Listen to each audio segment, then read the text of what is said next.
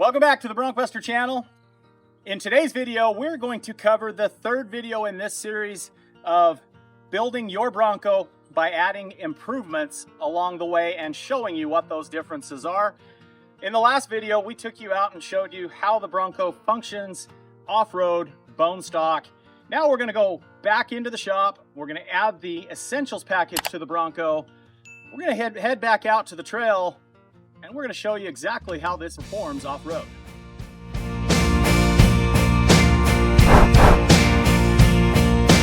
Let's go Bronco! Whoa, whoa, whoa!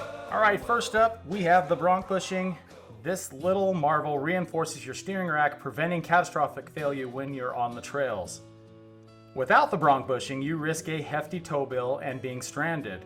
More than this, you easily rack up thousands of dollars in needless repairs. Our patented design ensures this won't happen. These failures originally led us down the path of creating these awesome parts, so the days of you being stranded on the trail with broken steering could be in the past. Next, we have the Busterbrace. Similar to the Broncbushing, this component prevents tie rod failure, which is another known common issue on the Bronco. Thousands of Bronco owners trust the Busterbrace to push their limits without failure. Remember, always reinforce the steering rack first before you reinforce the tie rods. In addition to that, we've learned it's a great recovery tool for those of your buddies maybe that didn't come out on the trail prepared. You can use this. Recovery companies out there are using it, like Matt's Off-Road Recovery. It works great to get somebody off the trail in a pinch. Be prepared first, but if you're not, or if your buddy's not, it can be used to recover you. Finally, we have the shock skids. These products protect your shocks and rear axle from damage and give you a smooth surface for the vehicle to be able to ride up and over on the obstacles rather than acting like an anchor, holding you back and potentially doing great damage to your vehicle. Believe it or not, but leaving this unreinforced can not only hang you up on the trail, leaving you stranded, but it can also end up in thousands of dollars in repairs. That's what we call the essential package. Now, I'm not going to stop there. We've given you a whole list on the website of options to add in there, so I decided, let me pick one of my favorites that we can throw in here and put on, because literally everybody has something different that is important to them. Well, let's talk about the stability that the Rockjock Antirock sway bar gives your vehicle and why that's necessary.